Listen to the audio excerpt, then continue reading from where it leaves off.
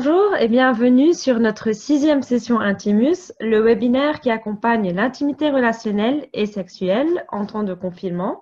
Intimus vous est proposé par la chaire UNESCO Santé sexuelle et droits humains à travers la plateforme Zoom. 3 thèmes seront abordés ici. Garder une bonne santé sexuelle en temps de pandémie grâce aux valeurs relationnelles, couple et coronavirus, le confinement comme possible terrain pour les violences. Tous les jours, nous accueillerons un ou une experte pendant 1 heure de temps, le temps d'aborder un thème en lien avec cette période de confinement. Je suis Grace Takash, je serai à l'écoute de toutes vos questions durant ce webinaire, donc n'hésitez pas à nous envoyer vos questions dans le chat en vous adressant à animatrice. Vos questions sont bien évidemment anonymes, donc soyez nombreux à participer. Nous n'avons cessé de parler entre nous et dans les médias des effets que peut avoir le coronavirus sur notre organisme et notre santé. Mais aujourd'hui, on aimerait se pencher davantage sur l'impact de ce confinement sur les couples confinés ensemble ou à distance. Ce trop-plein de confinement qui souvent risquerait de porter un coup pour certains qui serait fatal, à une intimité que la vie professionnelle et sociale d'hier rendait encore supportable. Donc cette période-là, qui certes n'est pas facile à vivre, mène beaucoup de couples à remettre en question la nature de leur relation, son avenir, mais aussi l'intensité et la solidité de l'intimité qu'ils partagent. Alors ce confinement serait-il une belle occasion pour eux de se retrouver ou aurait-il des effets néfastes sur leur relation? Nous accueillons aujourd'hui Marie-Noëlle Chavant, conseillère conjugale et familiale, thérapeute de couple et sexologue clinicienne, pour répondre à la grande question du jour, le confinement peut-il devenir un virus pour le couple? Bonjour Marie-Noëlle. Bonjour à vous toutes et à vous tous. Je suis ravie de retrouver tout le monde aujourd'hui. Alors Marie-Noëlle, je vous propose de commencer par définir ensemble ce qu'est un couple. En effet, nous ne parlons pas ici de couples hommes et femmes seulement, vivant ensemble sous le même toit, mais aussi nous parlons de tous ceux qui se sentent liés, qu'ils soient confinés ensemble ou à distance, exclusive ou non, en relation établie depuis 10 ans ou avec un amour naissant. Donc, je vous propose de redéfinir un peu cette notion de couple. Oui, merci. Alors, sans toutefois mettre tout le monde dans des cases, je vais essayer de faire le distinguo entre différentes typologie de couple, c'est-à-dire d'une part les couples qu'on appelle cohabitants, c'est-à-dire dans ces couples cohabitants, c'est-à-dire qui vivent ensemble et qui se retrouvent en ce moment de confinement quasiment H24 à partager le même espace, on peut distinguer parmi ces couples déjà des couples qui seraient dans un lien solide, ce qu'on appelle des couples unis, et des couples qui seraient plus déjà en difficulté, c'est-à-dire qui sont déjà un peu à distance de par toute une histoire, tout un contexte. Et puis un autre type de couple qui est le couple dysfonctionnel qui nous a déjà posé beaucoup de questions lors des dernières interventions là sur Intimus, c'est-à-dire des couples qui peuvent être en grave risque de passage à l'acte violent, et le confinement et l'absence totale de lieu de repli va encore aggraver cette situation. Donc ça, c'est pour les couples cohabitants qui vivent ensemble, qui partagent le même espace. Après, je trouvais important de pouvoir aussi parler des couples qui ne cohabitent pas, c'est-à-dire qui ou bien ne sont pas ensemble de façon exclusive, ou bien qui pour des raisons professionnelles. Alors le confinement aujourd'hui oblige un certain nombre de personnes vivant en couple à vivre séparément, dans des espaces différents, tout simplement par souci de ne pas contaminer l'autre ou les autres. Ça pose aussi des problèmes. Également, les couples qui vivent une relation cachée, hein, c'est-à-dire il y a une certaine clandestinité et la distance, la séparation va aussi jouer là-dessus, on pourra en reparler. Après, il y a aussi les couples en formation, les couples naissants, les couples en devenir, et ces couples-là, peut-être parfois même se sont rencontrés de façon virtuelle, ont commencé à tisser un lien, et aussi on peut considérer que le confinement va avoir des effets positifs ou pas sur voilà, la façon de vivre cette relation de couple. Oui, bien évidemment, vous venez de parler des effets. Alors concrètement, quels sont les différents effets que le confinement pourrait avoir sur ces couples-là? Est-ce qu'ils seront plus rapprochés, plus éloignés? Ça sera un terrain de violence? Voilà, vous venez de parler d'effets. Alors, en fait, en termes d'effets, évidemment, sur un couple qui, a priori, a tissé des liens solides et qui est dans une entente qu'on peut qualifier d'harmonieuse, on peut dire que le confinement pourra avoir l'effet de retrouver un peu des valeurs qui fondaient hein, cette maison du couple.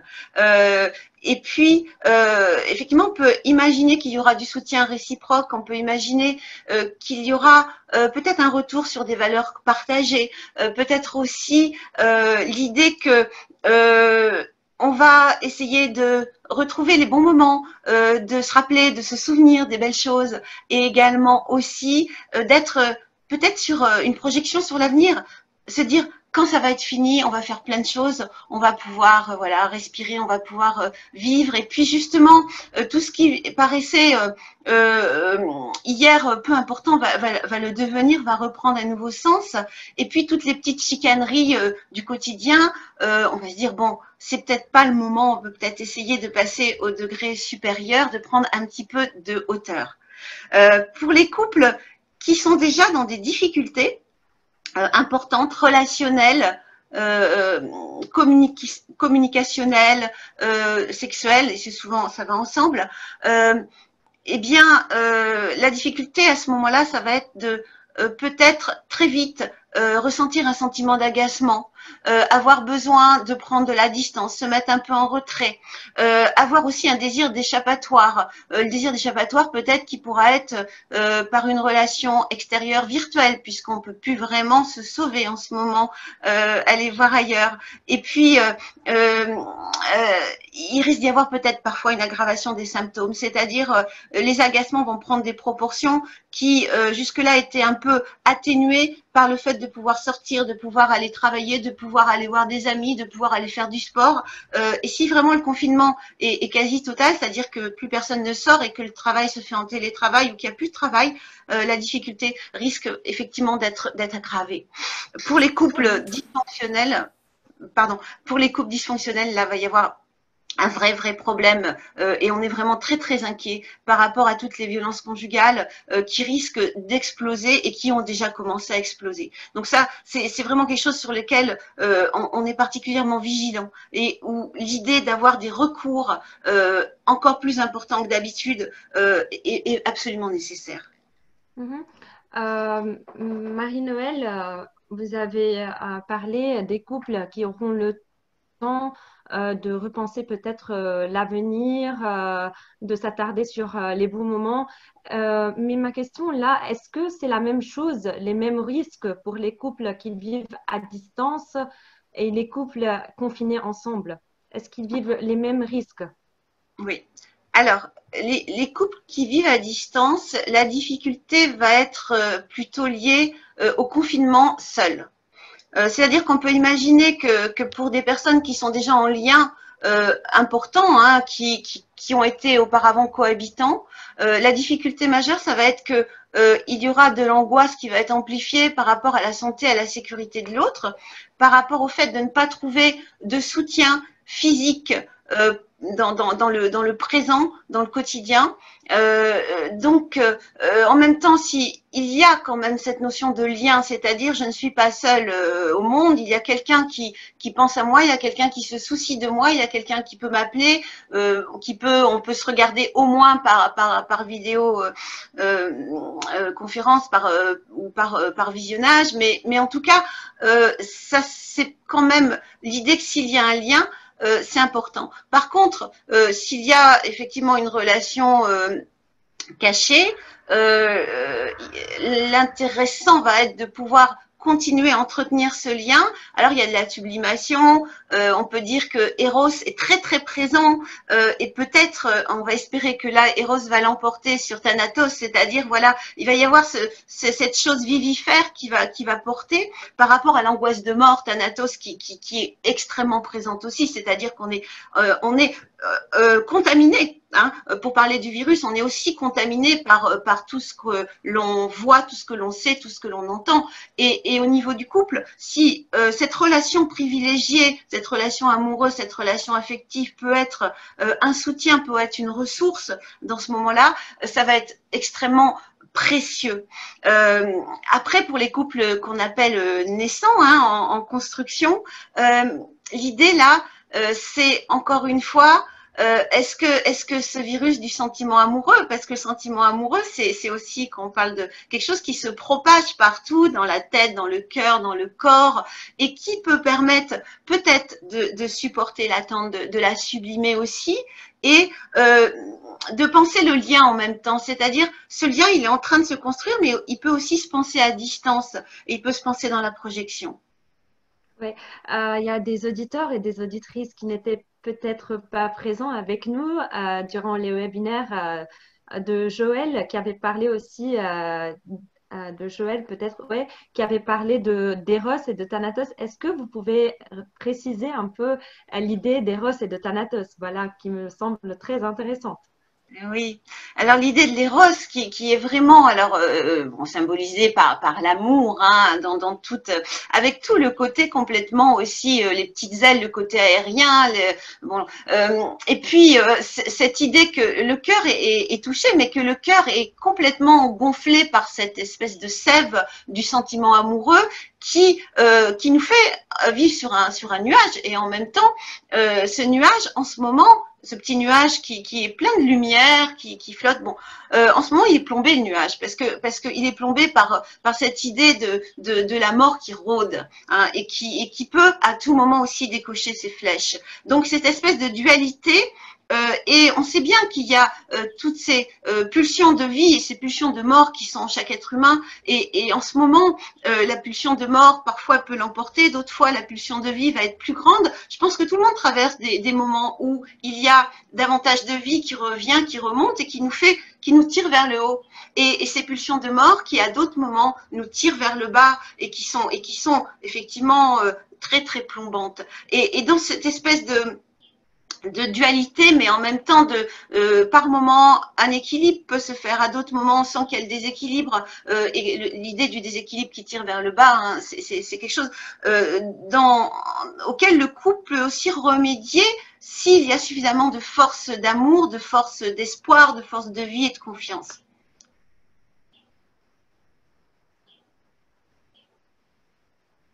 Ah, j'ai un problème, je n'entends plus Grace au niveau du son. Voilà. Ah, ça y est. Je suis là. Donc, on parlera de comment remédier à la relation du couple, mais ma question là, qu'est-ce qui concrètement pourrait attaquer le couple? Alors, si on parle de couple cohabitant, hein, ce qui est très très mortifère justement pour parler de la vie, hein, et de ce qui attaque et de ce qui tue, de ce qui grignote. On peut dire que toutes les réflexions désagréables, les critiques, la non prise en compte des besoins de l'autre, mais aussi le silence. Ah, on parlait de l'agressivité passive, Joël en parlait. Le silence, c'est une agressivité très passive, mais très très existante. L'indifférence, mais aussi la directivité. Tu dois faire comme si, ne fais pas comme ça.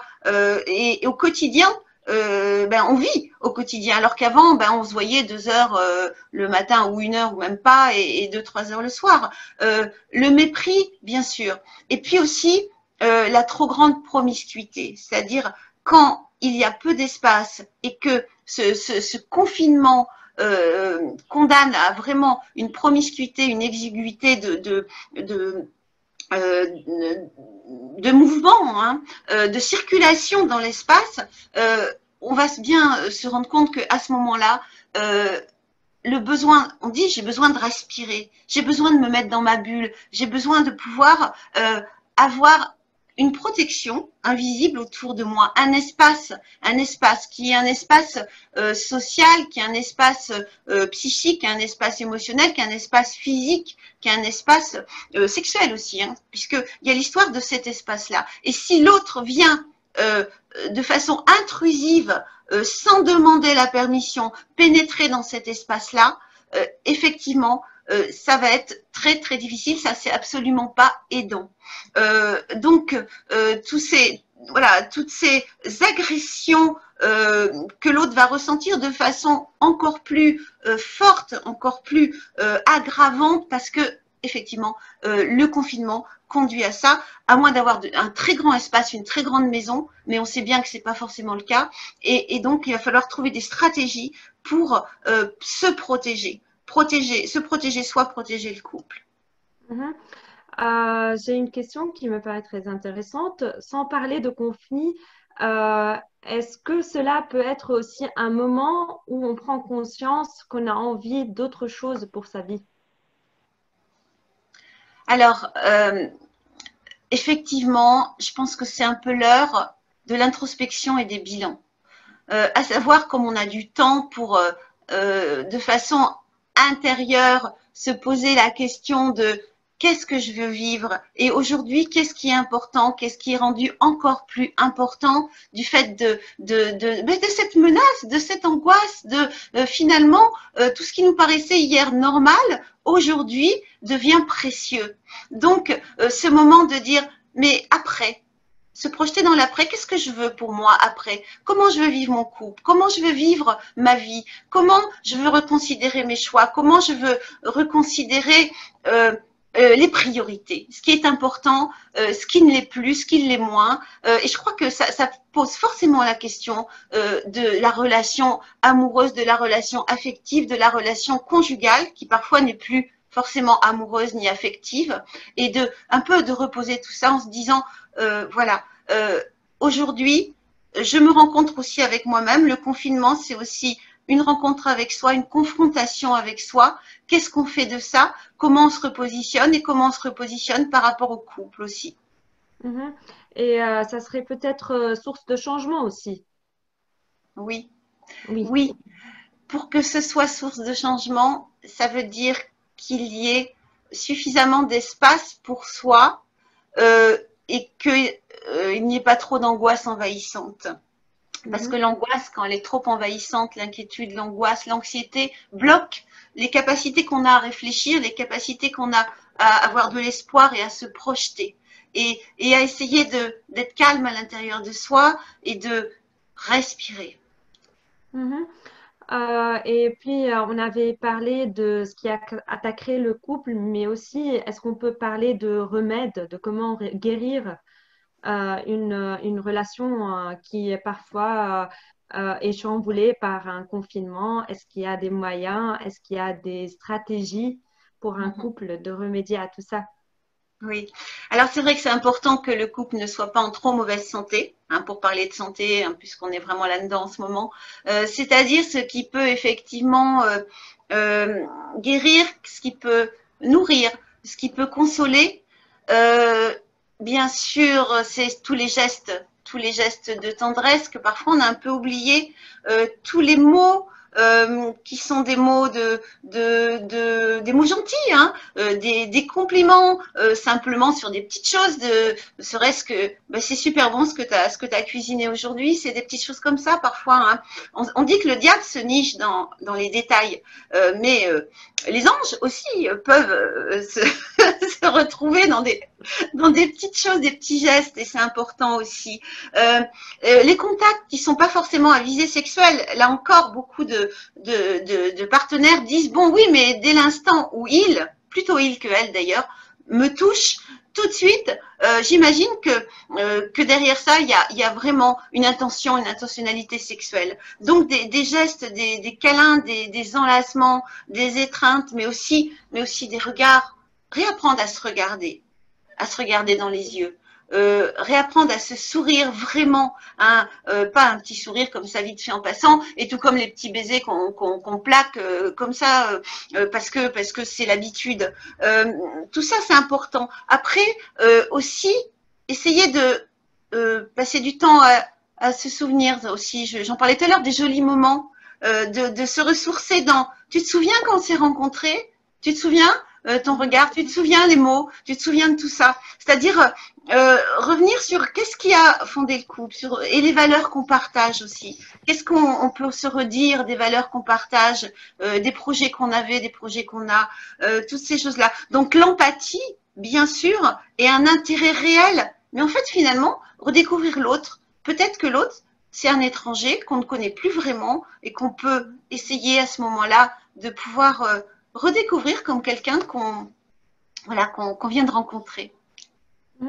Est-ce que vous voulez dire par ça, par exemple, raviver son intimité, c'est bien ça, ou justement raviver, mettre en évidence ce qui n'est plus, ou Alors, ce qui est plus ou moins qui a estompé, ou si je peux dire. ce qui s'est un peu perdu. Alors parfois, effectivement, il y a une intimité qui s'est perdue, une intimité affective, une intimité de geste, une intimité amoureuse et une intimité sexuelle.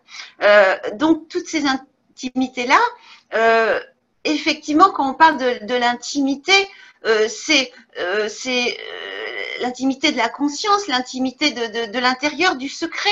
On croit parfois tout connaître de l'autre. Et en fait, bien souvent, on se rend compte qu'il y a tellement de choses qui sont secrètes. Alors, il ne s'agit pas de tout connaître, il ne s'agit pas non plus de tout exposer, il ne s'agit pas d'être dans la transparence, puisque qu'est-ce qui crée l'érotisation de l'autre? C'est peut-être aussi le secret, c'est peut-être aussi le manque.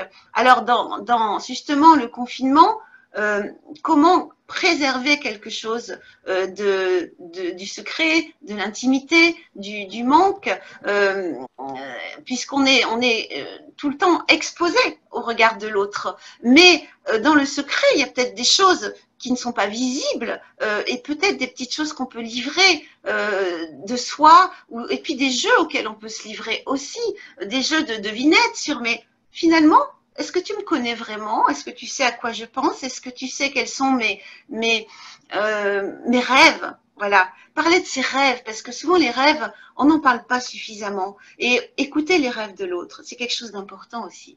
Mhm. Et on me demande si l'érotisation était ailleurs. Alors, si l'érotisation est ailleurs que dans le couple, Ouais, c'est ça la question. ouais, ouais, Ouais, je pense. Ouais, ouais, exactement. d'accord. Ok. Alors, quand l'érotisation se passe ailleurs, de deux choses l'une, ou de trois, je ne sais pas.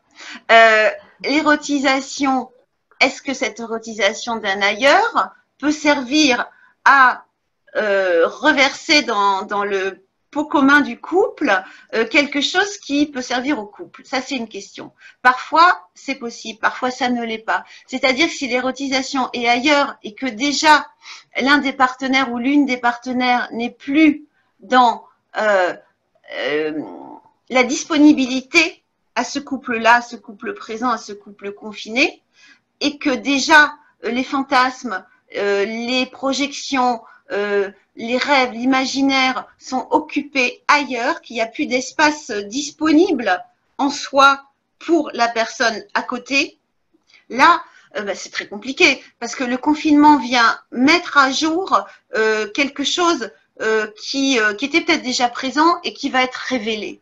Cette révélation qui est, mais finalement, je vais passer le reste de ma vie ou pas avec la personne avec qui je vis en couple actuellement.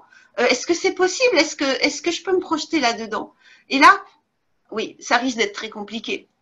Ça veut dire que là, il va y avoir cette confrontation à soi-même et cette révélation de mais moi, j'ai qu'une envie dès que je vais sortir, dès que je vais être libérée, c'est d'aller courir vers cet autre qui me fait rêver, qui me fait me sentir vivant ou vivante. Voilà, il y a aussi ça qui se joue en ce moment dans ce confinement. Mhm.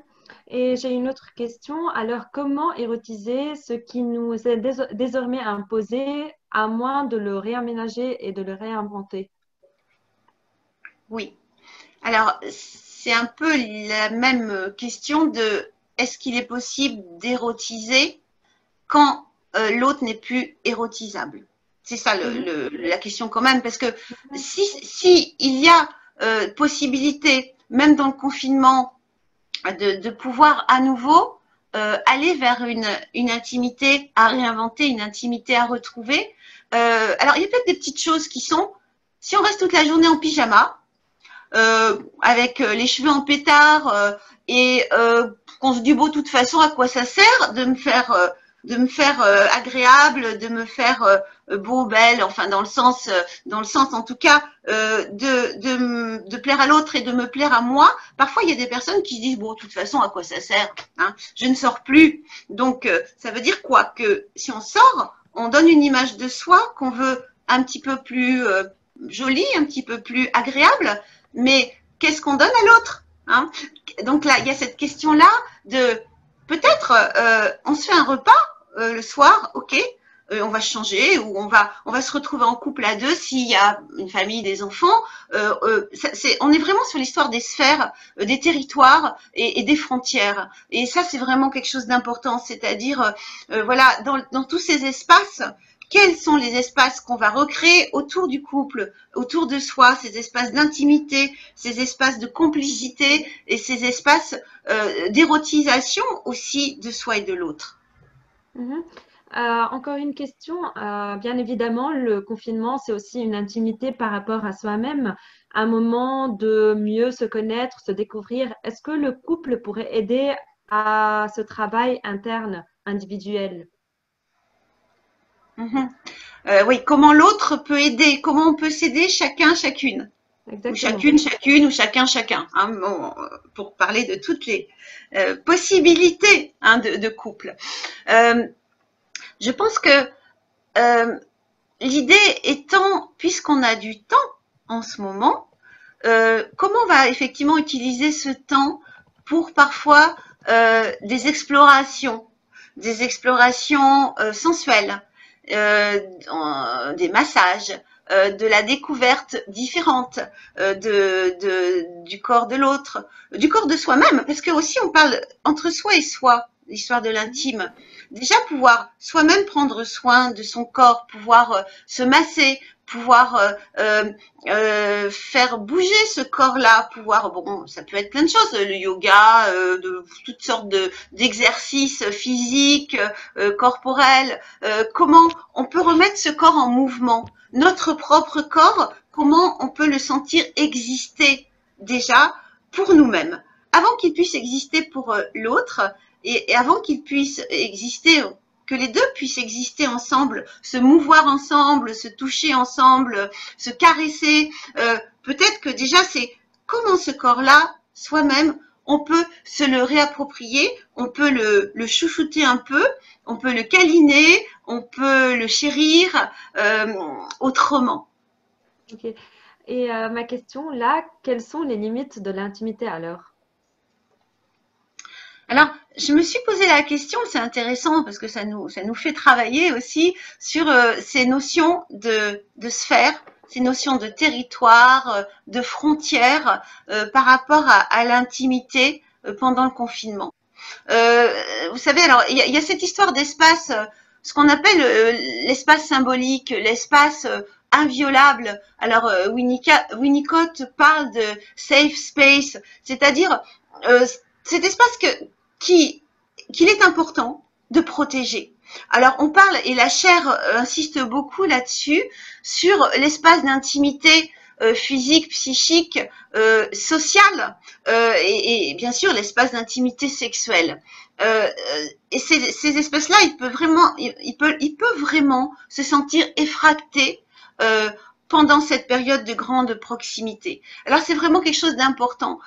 C'est-à-dire que il y a des sphères, il y a des territoires, il y a des frontières. On a le droit, chacun et chacune a le droit de se débrancher, de se mettre hors circuit, de ne pas forcément être tout le temps disponible à l'autre. Parce que bon, il y a des personnes qui ont des enfants, petits, grands, et effectivement qui disent je n'en peux plus vivement que l'école reprenne. Ça veut dire que avoir une occupation pour soi, avoir un lieu dédié, ou même si c'est pas un lieu parce que l'espace est exigu, au moins un espace qui est balisé pour pouvoir vraiment, par moment, se dire que je vais respirer de façon autonome, je vais respirer de façon singulière, j'ai besoin d'exister aussi pour moi.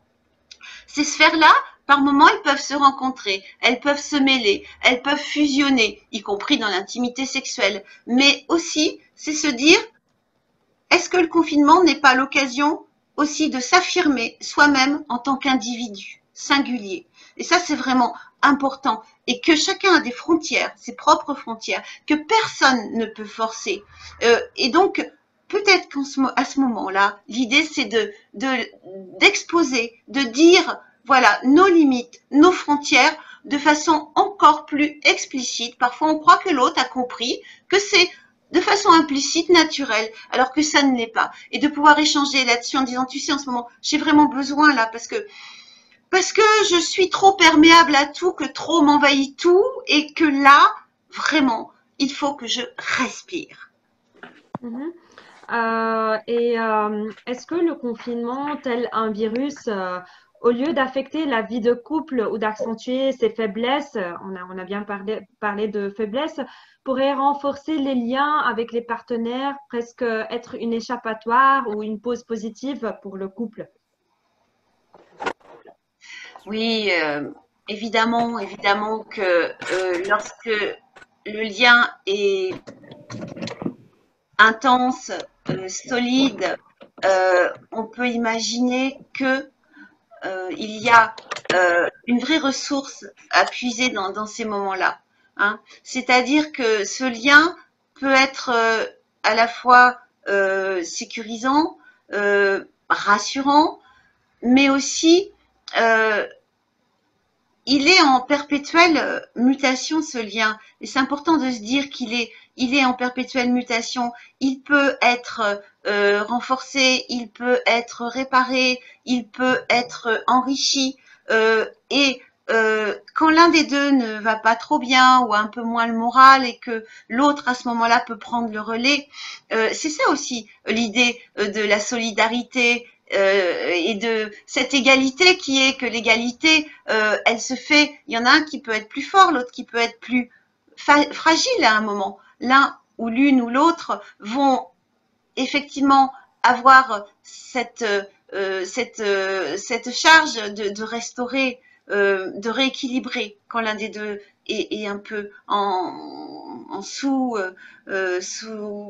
morale, hein, parce qu'on est vraiment dans cette histoire de morale, d'émotions très fluctuantes en ce moment et de moments où il y a du découragement, où il y a de l'angoisse, où il y a de l'anxiété et l'anxiété va prendre le pas sur tout le reste. Or, le lien à ce moment-là, le lien d'amour entre deux êtres, deux personnes, c'est aussi ça qui peut-être, on dit que l'amour peut sauver le monde, mais à tous les niveaux, pas que au niveau du couple, mais il y a quelque chose comme ça, c'est que qu'est-ce qui reste en ce moment, sinon l'amour? Et avant de rebondir un peu sur la question de l'intimité, on a posé une question. La rupture qui était en germe avant, peut-elle se concrétiser? Oui. Alors, la difficulté majeure, et je le vois parce que j'ai encore quelques consultations hein, par vidéo ou téléphone avec des couples qui ont besoin vraiment d'un soutien ou avec des personnes individuellement. Effectivement, on peut se dire que le confinement risque de précipiter une rupture qui était déjà en germe, hein, qui était déjà en questionnement, en interrogation. Alors, évidemment, la question va être est-ce que il y a possibilité d'échanges pas trop intenses, conflictuels, agressifs ou trop émotionnels parce que là c'est le huis clos. Hein. Le huis clos, l'enfer dont parle Sartre, c'est quelque chose. Thierry l'avait évoqué Pierre, Pierre, peut-être c'est voilà, Pierre. c'était Pierre qui, voilà, je cherchais qui l'avait évoqué la semaine dernière. Donc attention effectivement à ce que ça soit pas l'enfer. Et ça me fait bien évidemment encore une fois repenser à ces situations de violence dans le couple et de violence notamment exercée de l'un des conjoints sur l'autre. Et là, il faut partir. Clairement, si vraiment il y a une pression importante et que la rupture, elle doit être décidée. Il y a bon des numéros. Bon, la chaire l'a rappelé. On peut toujours le rappeler en fin de session, mais je crois que là vraiment, il ne faut absolument pas hésiter à se dire, je vais pas attendre la fin du confinement pour partir. Mais si ce profil et que ce n'est pas invivable, cette idée que le confinement va vraiment permettre de prendre une décision de séparation, peut-être mettre ce temps à profit pour essayer de rendre acceptable, vivable quand même ce temps-là. Alors c'est vrai que sans l'aide parfois d'un tiers médiateur, thérapeute ou autre, parfois ça peut être compliqué. Je crois qu'il faut aussi penser qu'il reste encore des possibilités de vidéoconsultation. Il y a des thérapeutes qui sont disponibles par téléphone. Je crois que dans ces moments-là, quand on sent que seul on n'y arrive pas dans ce huis clos de confinement, il ne faut pas hésiter à demander de l'aide aussi. Ça me paraît important. Est-ce que aussi ce temps de confinement serait peut-être un temps pour dire à l'autre, par exemple, qu'on ressent plus la même chose envers lui, qu'on l'aime plus, sans pour autant avoir ce clash, cette violence? Alors, s'il n'y a pas de violence, si les relations sont relativement respectueuses, s'il y a quand même une capacité d'écoute, une capacité d'empathie pour les deux, oui, bien sûr. Alors, je sais pas, c'est compliqué de dire, est-ce qu'on profite du confinement pour être dans une révélation ou dans une mise au point qu'on n'avait auparavant pas réussi à exprimer. Je ne sais pas si est-ce que l'on sursoit, est-ce que l'on repousse en se disant pour le moment on est dans la gestion de l'urgence au quotidien, essayer de vivre au mieux chaque jour en apportant tout ce qui peut faire du bien, tout ce qui peut être positif, tout ce qui peut nous nourrir, nous rassurer. Ça va dépendre du contexte, ça va dépendre du type de couple, ça va dépendre de s'il y a des enfants pas loin qui risquent d'entendre, ça va dépendre des espaces, des territoires protégés ou pas protégés dans cette histoire-là. Parce que voilà, est-ce qu'il y a situation de violence ou pas? Violence psychique, violence physique, violence verbale, toutes ces violences-là qu'on connaît bien. Est-ce que je suis dans une situation de violence ou pas? Et encore une question qui me paraît aussi très intéressante. Voilà, on me dit, est-ce que je dois travailler sur moi-même et mon intimité propre avant de travailler sur celle du couple? Ben, quelle priorité? Voilà, est-ce que la priorité serait travailler sur mon intimité ou se focaliser vraiment sur l'intimité du groupe et plus ou moins s'oublier? Il me semble que pour qu'il y ait intimité du couple, il faut qu'il y ait de toute façon une intimité avec soi, à savoir une connaissance de soi, une connaissance de ce qui nous fait du bien, de ce qui nous fait plaisir, de ce que l'on aime, de ce que l'on n'aime pas, mais que peut-être on pourrait découvrir autrement. Du rapport à soi, du rapport à notre corps, du rapport à notre sexe. Alors, effectivement, on peut dire, encore une fois, en fonction du contexte, est-ce qu'on peut prendre le temps de se découvrir un peu mieux, de lire, de rechercher, de se regarder, de pouvoir rentrer en intimité avec soi-même? Est-ce que le confinement nous en donne la possibilité? Est-ce que cela va nous donner du temps pour avoir la curiosité de s'explorer soi, pour ensuite peut-être se laisser explorer davantage, avec consentement bien sûr, par l'autre, et d'aller explorer l'autre. Alors, oui, avec aussi la question qui est posée, mais est-ce que en ce moment, je peux embrasser l'autre, je peux toucher l'autre? Des questions qui reviennent hein, sur oui, mais si je sors et que je reviens, est-ce que je peux pas contaminer l'autre? Enfin, tous ces espaces encore qui vont être ou pas délimités. Est-ce qu'il va y avoir distance? Est-ce qu'il va pas y avoir distance? Est-ce que les deux sont immunisés ou pas? Est-ce que, enfin, il y a toutes ces questions aussi qui viennent un peu parasiter le naturel voilà, de ce qui nous pousse vers l'autre. Oui, voilà, et je pense qu'on pourrait encore prendre une question. Est-ce qu'il faut tout partager avec son, sa ou ses partenaires? Ouh Ou là il ne là. faut pas partager du tout? Alors évidemment, les extrêmes me semblent toujours dommageables. Euh, Chacun a droit d'avoir son territoire, son espace, sa sphère qui reste secret ou secrète, il me semble.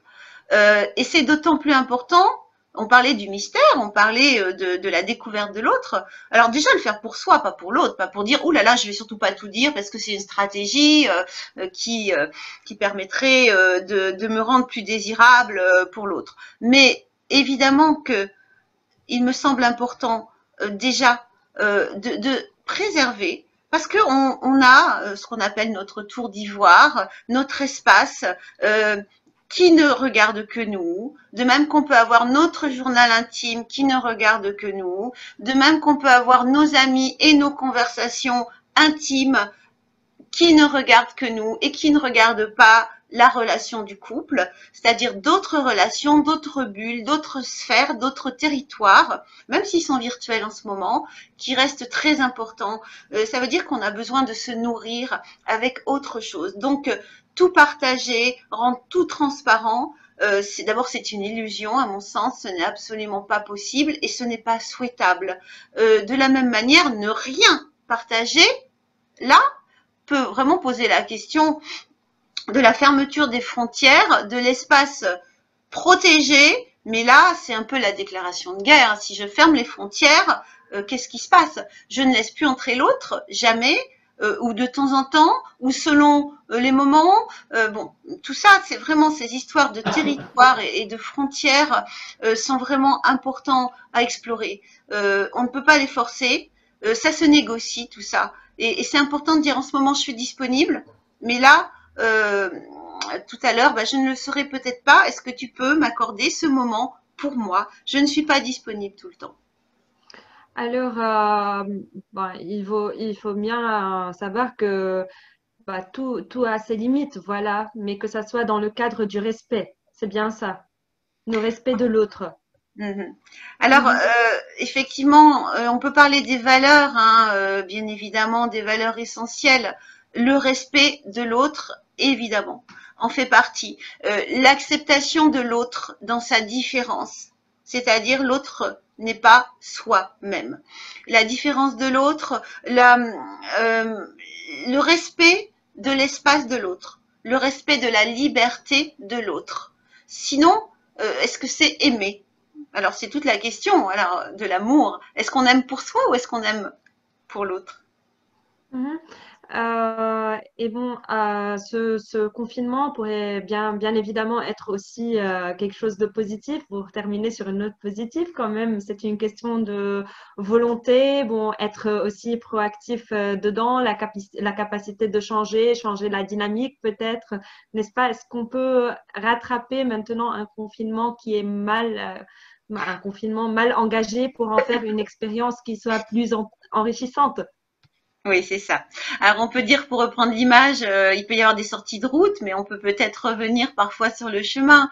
C'est comment on s'autorise aussi des sorties de route.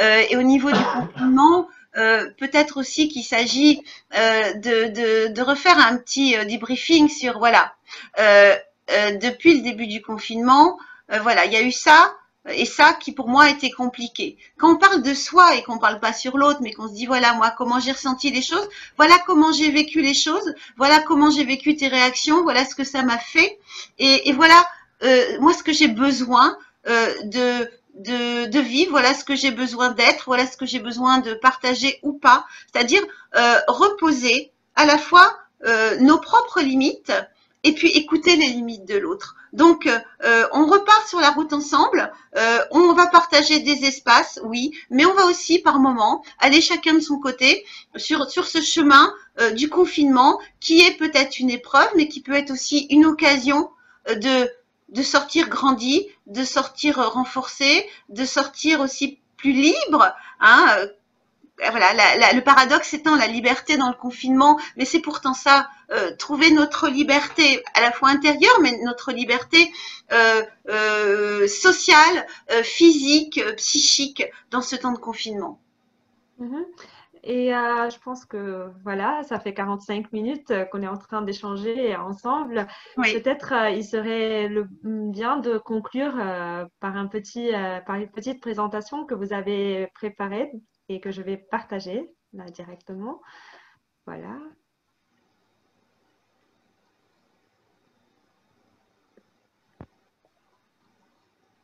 Oui, ok. Alors, voilà. Ça va prendre, il y a un décalage de 2 secondes, voilà.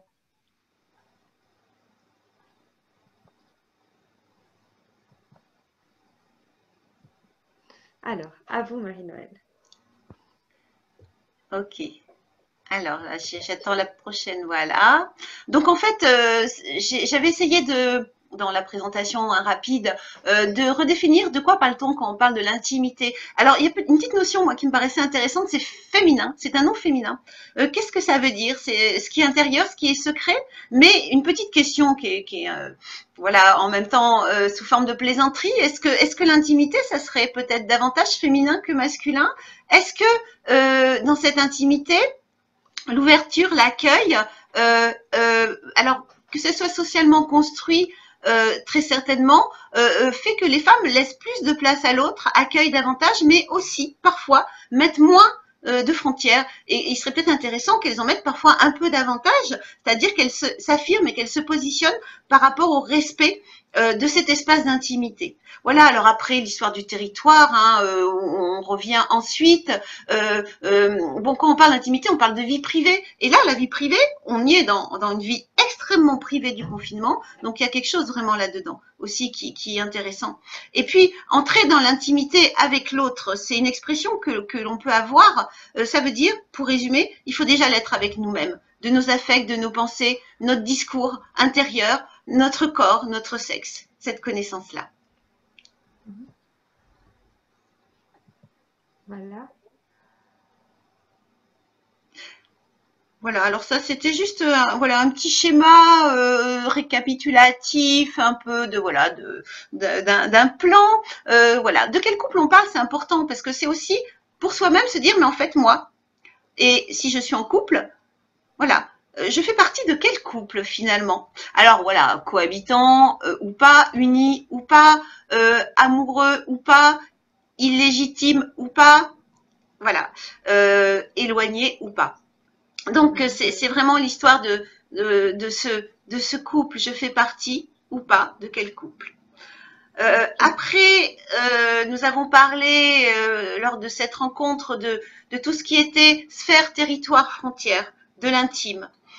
Donc, qui reprend effectivement ces valeurs importantes, hein, qui sont des valeurs que la chair met effectivement en avant sur ce besoin d'intimité qui est physique, psychique, social. Hein, l'espace social est très important parce qu'il y a le relationnel, il y a comment on relationne avec l'autre, comment on relationne dans le couple, comment on relationne à l'extérieur et que personne n'a à interdire à personne de relationner d'une façon ou d'une autre dans la mesure où c'est dans le respect de soi et de l'autre. Après, puisqu'on est dans le virus, hein, c'était vraiment quels sont les virus qui attaquent le couple, qui attaquent l'intimité du couple, et c'est quelque chose que l'on a, voilà, que l'on a visité hein, sur le plan. Voilà, on revient un peu sur l'histoire des couples, les couples cohabitants et les couples qui ne cohabitent pas, voilà. Voilà. Alors, et pour le reprendre, effectivement, cette idée de qu'est-ce qui aide, qu'est-ce qui peut aider ou pas qu'est-ce qui est difficile ou pas, dont j'avais parlé, donc on va pas relire tout, hein, c'est juste se dire qu'effectivement au niveau du couple uni, c'est l'occasion de revisiter, c'est l'occasion de renforcer ce couple avec déjà quand même des bases solides pour le couple désuni ou distant qui s'éloigne, eh bien tous ces petits symptômes qui auparavant étaient là, qui vont prendre des proportions beaucoup plus importantes. Il y a quelque chose qui va falloir faire avec ça pour pas que ça devienne encore plus grave. Quant au couple dysfonctionnel, on en a parlé. Là, il n'y a pas du tout d'aménagement parfois à avoir, c'est-à-dire dès l'instant où il y a des violences qui sont exercées, pouvoir avoir une solution de repli, pouvoir parler à quelqu'un rapidement, pouvoir s'adresser à quelqu'un, pouvoir demander de l'aide et du soutien. Et par rapport aux couples non cohabitants, parce que, enfin, cette notion de couple, on dit, bah oui, mais un couple, c'est forcément vivre ensemble. Eh bien, pas toujours. Les nouveaux couples aujourd'hui, et on est vraiment sur cette idée de couple qui ne sont pas dans la norme. Et la norme, c'est la cohabitation, c'est le partage d'un même lieu. Mais les couples hors norme sont néanmoins des personnes qui sont reliées par un sentiment, qui est un sentiment affectif, un sentiment amoureux, et qui ont besoin de continuer à entretenir ce lien. Alors les couples séparés, on en a parlé, hein, en raison voilà du contexte. Les couples séparés qui vivent une relation cachée, qu'on appelle aussi couple illégitime, mais c'est pas joli ce mot-là, je trouve. Mais en tout cas, des couples ou alors des couples non exclusifs, hein, qui existent aussi, où il peut y avoir des relations non exclusives en tout cas. Avec d'autres personnes, là, il y a plus certainement un lien avec un travail à faire sur ce lien du désir qui va être exacerbé encore plus. À la fois, il y a de l'insécurité parce que le lien, il est aussi fragilisé. Est-ce qu'on va se revoir? Est-ce que l'autre ne va pas tomber malade? Est-ce que l'autre ne va pas s'éloigner de moi? Est-ce que l'autre qui est peut-être en couple va peut-être en profiter pour reconsolider, rechercher une sécurité affective, s'éloigner de notre relation amoureuse qui est une relation à distance ou qui est une relation parfois qui ne peut pas se projeter dans l'avenir. Donc la clandestinité, à la fois c'est de la transgression et ça a un côté très très parfois exaltant, mais en ce moment je ne sais pas si c'est aussi exaltant que ça. Quant au couple qui se construit, oui, le sentiment amoureux, il permet d'avoir de l'espoir, de se dire mais quand on va pouvoir enfin se voir, on va pouvoir se toucher, on va pouvoir se parler, se regarder dans les yeux. Oui, ça permet de se projeter, ça permet de se sublimer, ça permet aussi de garder de l'espoir. Une étincelle aussi, une étincelle qui… Cette étincelle, voilà. Voilà. Rose qui illumine tout et qui est là pour la vie, quoi, pour donner vraiment une vie encore plus présente en nous. Ouais. Et on revient un peu sur l'histoire d'Esther et des territoires, des frontières intimes en confinement. Oui. Juste si vous pouvez ajouter 2 mots là-dessus. Oui, oui. Alors en fait, bon, on en a pas mal parlé de ces espaces et du droit à sauvegarder l'espace, de la possibilité aussi de pouvoir rencontrer l'autre dès l'instant où il y a permission, où il y a une véritable envie, un véritable désir des deux, que ce soit en termes de partage de discussions, de gestes, de sexualité bien évidemment. La nécessité aussi, voilà, de l'intimité suffisante entre soi et soi pour qu'il y ait une intimité entre soi et l'autre. Et l'importance des réalisations personnelles. C'est-à-dire qu'avant, les réalisations personnelles, c'est tout ce qu'on faisait à l'extérieur. On pouvait le raconter ensuite, on pouvait dire, ben, voilà, on apportait de l'eau au moulin du couple. En ce moment, il y a peut-être moins de choses qu'on fait à l'extérieur, moins de choses à raconter, moins de choses à partager. Du coup, qu'est-ce qu'on peut réinjecter comme nourriture dans ce pot commun du couple? Comment on va pouvoir nourrir le couple aujourd'hui? Voilà. Et on revient aussi sur l'idée de comment guérir et qu'est-ce qui attaque. Et on revoit ensemble Eros qui l'emporte sur Thanatos. Oui, oui, Et oui, voilà, les valeurs à cultiver pour une intimité partagée. Et ça, on en a parlé, bien évidemment. oui. Alors, il y a, effectivement, bon, on a parlé hein, de toutes les attitudes, des attitudes nocives, les attitudes toxiques hein, par rapport à la relation. Donc, ces attitudes-là, il est important de se dire, parfois on n'en a pas conscience, qu'il faut être vigilant, que parfois est-ce qu'on n'est pas un peu trop critique, est-ce qu'on n'est pas un peu trop dans l'envie de contrôler l'autre, est-ce qu'on n'est pas non plus dans la suspicion. Qu'est-ce que tu as appelé tout à l'heure? T'as fait quoi? Mais t'as fait quoi pendant tout ce temps où je t'ai pas vu? Parce que en fait, comme l'autre est vraiment visible, on peut contrôler davantage. Alors attention aux histoires de contrôle. Et puis bien sûr tout ce qui fait du bien. Donc on en a déjà parlé. Je vais pas revenir forcément là-dessus. Il y a quelque chose aussi d'important. Jacques Weinberg, qui est connu de beaucoup d'entre nous, disait une chose, l'amour c'est l'antidote du dégoût.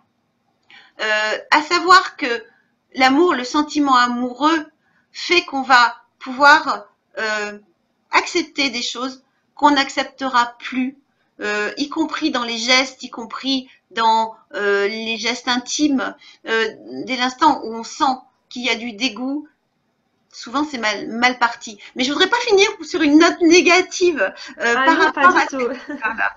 Hein. Donc effectivement, je crois que la liberté, c'est important. Alors, il y a un texte, voilà, j'ai souhaité partager avec vous un extrait de Milan Kundera qui a écrit L'insoutenable légèreté de l'être, mais en même temps, on a bien besoin de légèreté en ce moment. Et je voulais juste vous lire en même temps que vous peut-être vous le découvrez. Il voulait veiller sur elle, la protéger, se réjouir de sa présence. Mais il n'éprouvait nul besoin de changer sa façon de vivre. Aussi ne voulait-il pas que l'on pût savoir qu'elle dormait chez lui. Le sommeil partagé était le corps du délit de l'amour. Avec les autres femmes, il ne dormait jamais. Quand il allait les voir chez elles, c'était facile. Il pouvait partir quand il le voulait. C'était plus délicat quand elles venaient chez lui et qu'il devait leur expliquer qu'il les raccompagnerait chez elles après minuit, car il souffrait d'insomnie et ne parvenait pas à s'endormir au voisinage d'autrui. Ce n'était pas loin de la vérité, mais la raison principale était moins noble qu'il n'osait l'avouer à ses compagnes. Dans l'instant qui suivait l'amour, il éprouvait un insurmontable désir de rester seul. Il lui était désagréable de se réveiller en pleine nuit à côté d'un être étranger. Le lever matinal du couple lui répugnait. Il n'avait pas envie qu'on l'entendît se brosser les dents dans la salle de bain, et l'intimité du petit déjeuner à deux ne lui disait rien. Aussi, quelle n'avait pas été sa surprise quand il s'était réveillé et que Teresa le tenait fermement par la main. Il la regardait. Et il avait peine à comprendre ce qui lui était arrivé. Il évoquait les heures qui venaient de s'écouler, et il croyait y respirer le parfum d'un bonheur inconnu. Tous deux se réjouissaient d'avance du sommeil partagé. Je serais presque tentée de dire que, pour eux, le but de l'acte sexuel n'était pas la volupté, mais le sommeil qui lui succédait. Thomas se disait, coucher avec une femme et dormir avec elle, voilà deux passions, non seulement différentes, mais presque contradictoires. L'amour ne se manifeste pas par le désir de faire l'amour, ce désir s'applique à une innombrable multitude de femmes, mais par le désir du sommeil partagé, ce désir ne concerne qu'une seule femme. Voilà. Sur cette note très, très poétique et très jolie, bon, voilà, on arrête le partage. Je voulais justement vous remercier, Marie-Noël, pour cet échange très, très enrichissant et cette note qui me paraît très poétique, très jolie. Mais aussi, je voulais remercier nos auditeurs et nos auditrices pour leur participation et leurs questions. Et aussi Philippe Le Gonidec à la technique qui, sans lui, on n'aurait jamais pu mettre en place assez rapidement ce webinaire. Aussi à Georgina Lepoul, l'assistante dans l'ombre aujourd'hui. C'était notre 6e session Intimus. Pour retrouver cet échange, vous pouvez aller à la chaîne YouTube de la chaire UNESCO Santé sexuelle et droits humains. D'ici quelques heures, vous trouverez notre vidéo. Et à tous ceux et celles qui aimeraient bien aller plus loin sur les thématiques abordées de ce matin, vous pouvez trouver une bibliographie aussi à la fin de la vidéo sur YouTube. Pardon. Donc, nous vous donnons rendez-vous chaque lundi, mercredi et vendredi dorénavant, toujours à 11 heures, toujours sur le même lien pour aborder de nouvelles thématiques. Et notre prochaine thématique, ça sera avec notre expert Thierry Troussier sur la question de la responsabilité, dompter ses pulsions, écouter l'autre et être présent. Merci beaucoup, Marie-Noëlle, pour cet échange. Et merci à tout le monde. Je vous souhaite une très, très bonne journée et un très bon confinement.